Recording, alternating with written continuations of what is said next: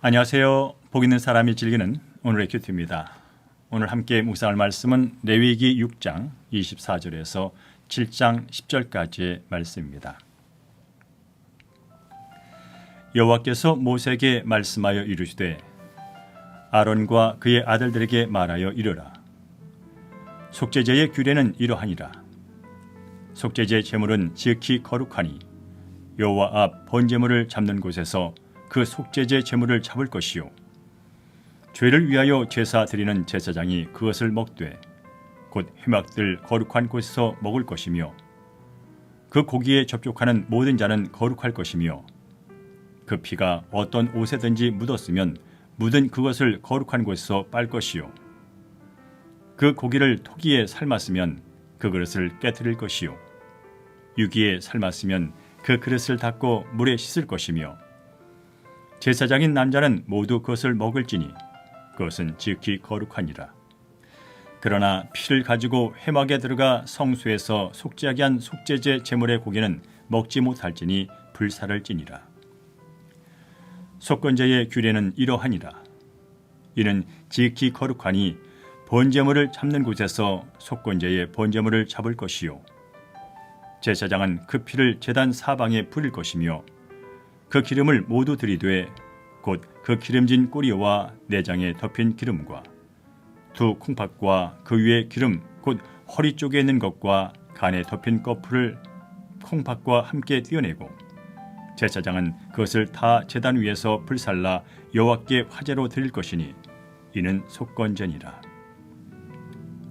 제사장인 남자는 모두 그것을 먹되 거룩한 곳에서 먹을지니라. 그것은 지극히 거룩하니라. 속죄제와 속건제는 규례가 같으니 그 제물은 속죄하는 제사장에게로 돌아갈 것이요 사람을 위하여 번제를 드리는 제사장 곧 그 제사장은 그 드린 번제물의 가죽을 자기가 가질 것이며 화덕에 구운 소제물과 냄비에나 철판에서 만든 소제물은 모두 그 드린 제사장들에게로 돌아갈 것이니 소제물은 기름 섞은 것이나 마른 것이나 모두 아론의 모든 자손이 균등하게 분배할 것이니라. 아멘. 네, 본문은 속죄제와 속건제에 대한 추가된 규정을 다루고 있는데요. 먼저 6장 24절에서 마지막 절까지는 4장과 5장에서 다루었던 속죄제 규정에서 설명되지 않은 것을 추가하고 있는 것을 볼 수가 있습니다. 바로 속죄 제물에 관한 내용이 이어지고 있는데요. 속죄 제물은 거룩하기 때문에 거룩한 장소에서 잡아야 하며 피가 묻은 옷도 거룩한 곳에서 세탁을 하라고 말씀합니다. 또한 거룩한 제물을 삶는 그릇은 폐기하거나 깨끗이 닦아야 한다고 말하죠. 그렇다면 속죄 제물은 왜 거룩할까요? 그것은 하나님이 제물을 거룩하게 여기셨기 때문입니다. 소 자체가 거룩한 것은 아니죠. 만약 소가 거룩하다면 잡거나 먹을 수 없고요. 그 자체로 우상이 될 것입니다. 제물은 하나님이 세우신 규례에 따라서 피를 흘리고 주고 불태워줘야만 제물로서 거룩해집니다. 거룩함은 하나님께부터 나오고요. 하나님께 속한 것은 모두 거룩합니다. 따라서 하나님께 속한 우리들, 예수 그리스도 안에서 하나님께 속한 우리들은 거룩한 백성이 되는 것이죠. 제사를 드리는 주체는 사람들일지라도 제사를 흠양하시고 받으시는 분은 하나님이십니다. 이 얘기는 제사는 철저하게 하나님 중심이어야 한다는 말씀입니다. 30절에 보면 피를 가지고 회막에 들어가서 성소에서 속죄하게 한 속죄 제물의 고기는 먹을 수 없다라고 기록하고 있죠. 속죄 제물로 드려진 고기는 절대 먹을 수 없습니다. 하나님은 성소에서 잡은 제물에 대해서 특별한 요구를 하시고 있는 거죠. 우리는 여호와의 제사를 아무것도 아닌 것으로 생각해서 제물을 탐했던 엘리 제사장의 두 아들 홈니와 비느하스의 이야기를 기억할 것입니다. 여러분께서는 하나님께만 드려야 하는 영광을 가로채려는 마음은 있지 않은지요? 하나님의 것을 온전히 거룩하게 지키며 구별해 드리는 삶이 날마다 이어질 줄로 믿습니다. 7절에서 10절까지 말씀도 보면 속건제의 규례, 그 방법에 있어서는 속죄제와 비슷하지요. 속건제는 하나님의 성물이나 남의 소유권을 침해했을 때 그에 대한 배상의 성격을 갖는 제사로서 하나님께서는 속건제 규례가 지극히 거룩하다 이렇게 1절에 말씀하고 있습니다. 속건제를 통한 회개와 용서는 바로 인간의 실패와 회복과 관계가 있기 때문에 그렇죠.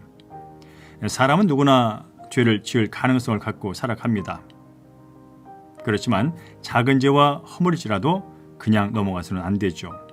반드시 회개를 해야 합니다. 그리고 하나님께서 알려준 법에 따라서 우리는 용서함을 받게 되는 것이죠. 특별히 우리는 예수 안에서 예수의 피로 거룩하게 된 사람들입니다. 그래서 우리의 몸은 하나님의 영이 거하시는 거룩한 성전이 되기도 하고요. 따라서 우리 그리스도인들은 하나님의 영이 거하실 수 있도록 몸과 마음을 깨끗하게 유지해야 합니다. 기타 규정으로는 번제의 가죽은 제사장 몫으로 들어가고요. 소제물에 남은 부분 중 익힌 것은 집리하는 제사장이 가져가고 익히지 않은 것은 아론의 집의 제사장들이 나눠 갖게 했습니다. 이로써 땅을 소유하지 않은 제사장의 몫이 확보되는 것을 보게 되죠. 구약의 제사는 신약의 속죄제물이 되신 예수님을 예표합니다. 예수님이 십자가에서 인류를 대신해 죽으심으로 말미암아서 모든 죄와 허물이 용서함을 받게 된 것이죠.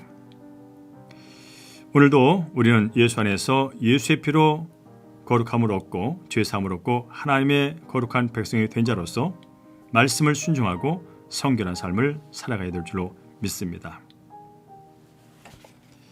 이제 말씀을 기억하면서 적용 질문 함께합니다.